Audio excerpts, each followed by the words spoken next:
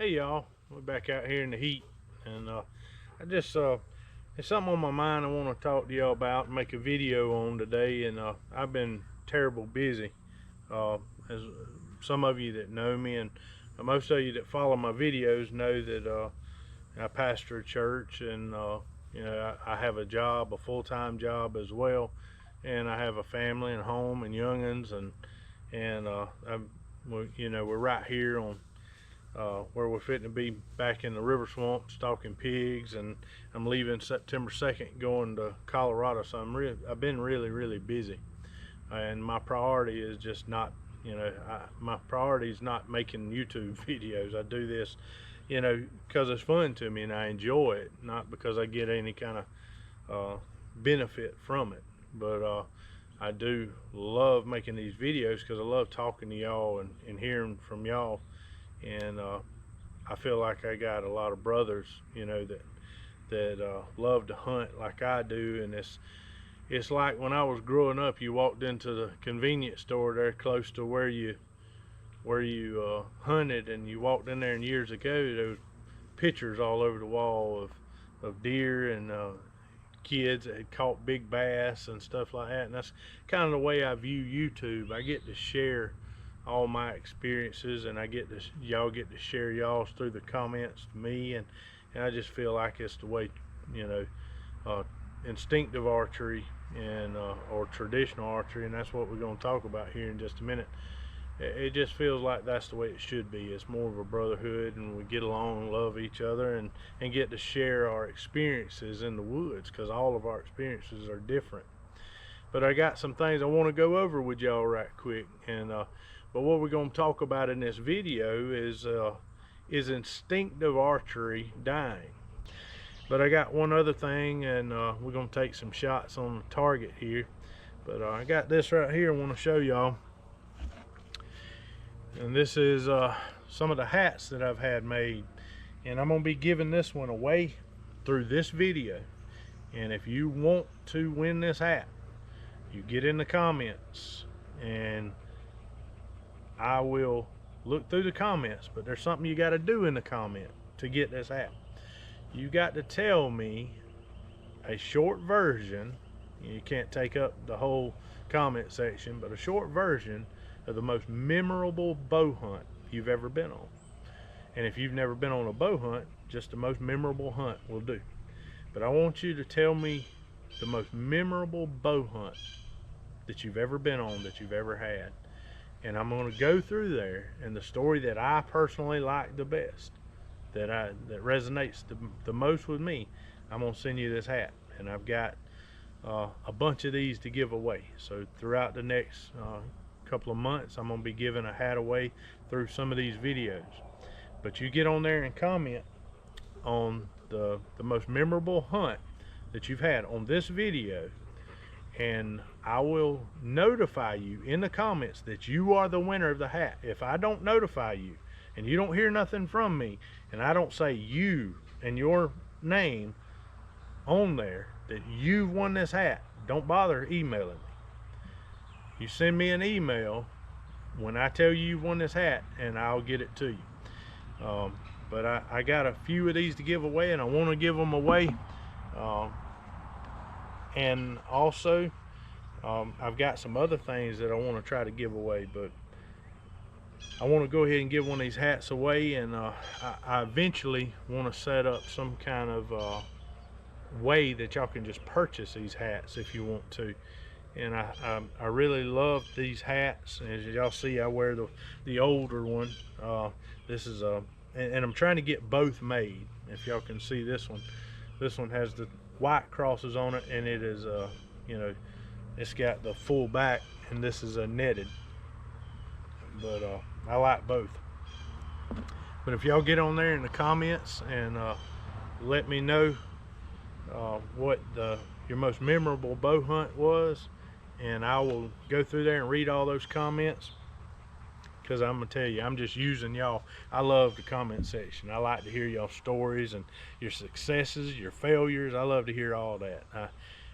I used to sit up at night and read hunting magazines when I was a youngin', and I was just enamored by hunting stories. I love to hear them. But tell me your most memorable bow hunt, and I'll choose the one that I like the best, and I'll let you know you winning the hat. And once I notify you, you go into my email. That's you know, my email for my YouTube channel, and once you get in there, leave me your address, and I will send you your hat. I'll get it mailed off to you. But we're gonna back up here, and I'm gonna reset the camera, and I'm gonna take a few shots. All right, y'all, I wanted to show y'all, this is the Jerry Hill Sabertooth. This is what I'm actually taking to Colorado to shoot a elk with this year. And I'm taking 2 Creek Walker bows out, and all my wood shafts. And I just got through, I've been working on them at night in my building, and I've got about, I'm taking 24 arrows out there. And the reason I'm choosing to take so many arrows is I like to shoot those grouse out there. I love to walk around and shoot them about as good as I like to elk hunt. So I want to take enough arrows that I can have a good time out there and enjoy myself. And it is a target rich environment out there sometimes, so I want to be prepared.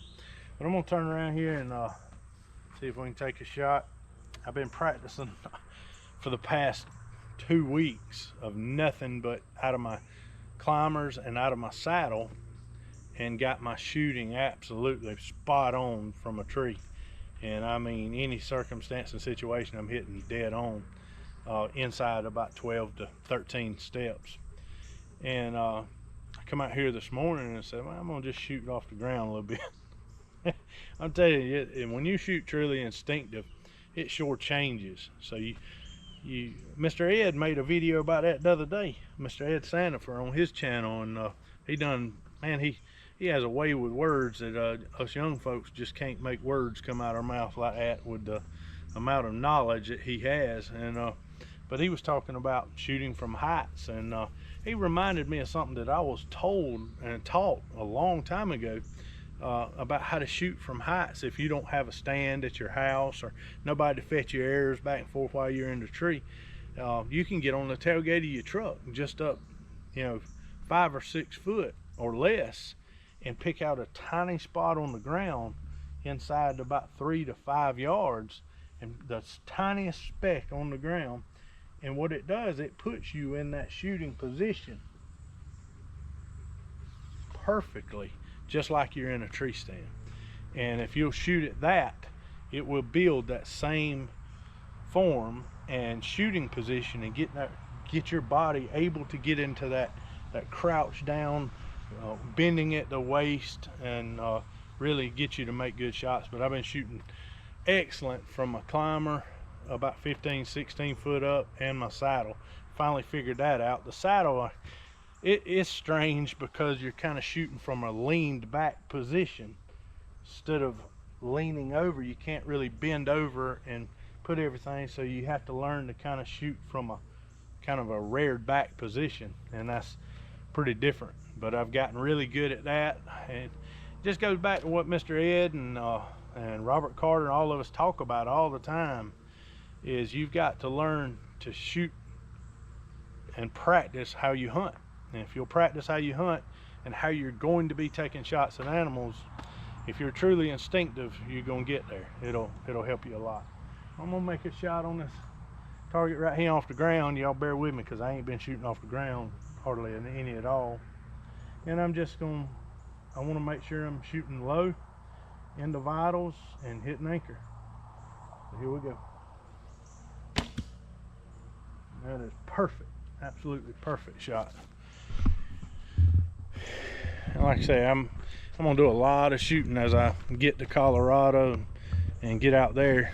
There's my shot there. If y'all want to care anything about seeing me shoot, but I will tell you this: that is one pretty arrow that I built. And that's why I like archery. I love to build arrows. I love to shoot. I love the whole process of it, and I love the people. And I'll have to say that there is a difference between instinctive and traditional now. Where used to we use traditional to encompass all of that, but it has changed, and it's because there are so many aiming methods that are starting to overwhelm traditional archery. And like I said, there ain't nothing wrong with it. I'm proud to see everybody in it and using those aiming methods.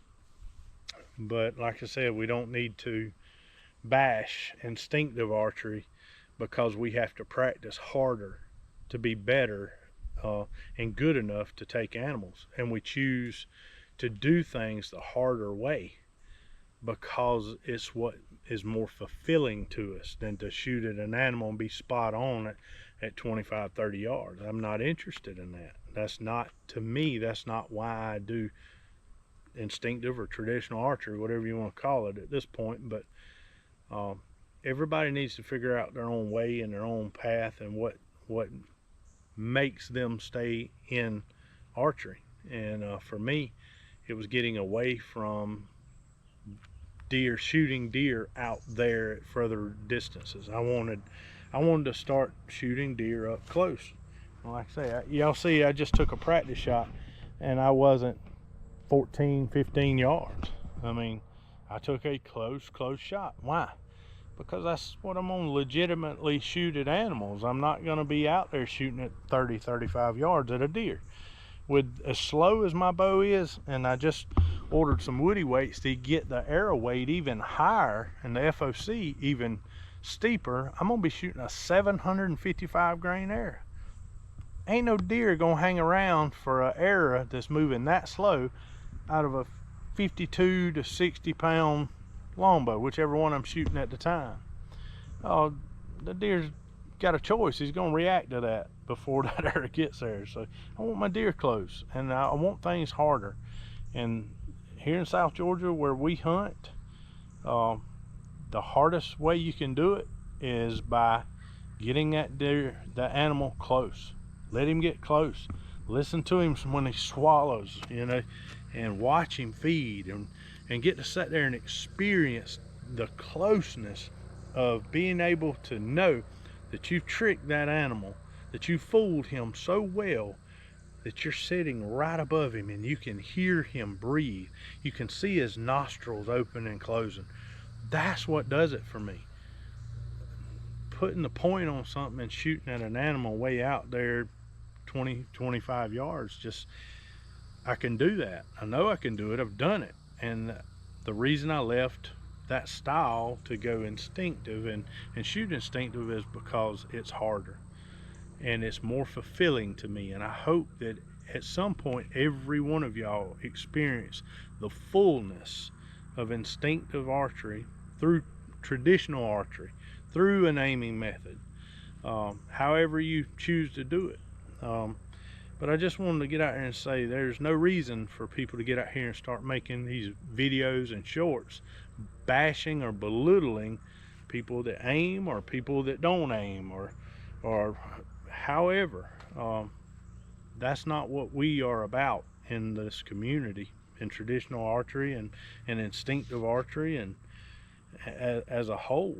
We need to kind of support each other and not try to belittle one another because one man has to practice harder than another.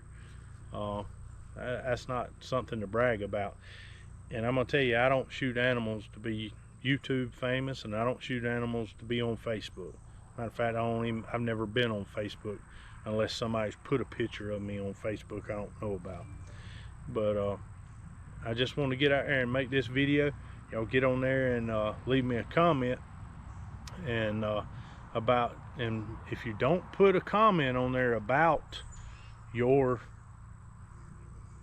most memorable bow hunt, then I'm not going to choose you for the hat. So you got to have a story, and it don't have to be a bow hunt, but I prefer it to be because it's a bow hunting channel. So if y'all want to get on there and do that, and I'm ready to start sending some of these hats y'all's way. And like I said, I'm gonna pick one off of this video and may do another one before I leave going out to Colorado, and I'll probably give away another one when I get back. And we're just gonna have a good time, and we're gonna be a brotherhood. And I just want to tell y'all, none of this that we have means anything without Christ. and we ought to give thanks, and you ought to praise him from your knees with your face on the ground every day, that he has given such things into your hands as what he has given us. Because he didn't have to give us anything. He doesn't have to give you your next breath. And so y'all remember that, and remember that Christ is the way, the truth, and the life, and there's no other thing in this world that will fulfill you like Jesus Christ. But y'all have a wonderful day. Be praying for y'all. Love y'all. God bless.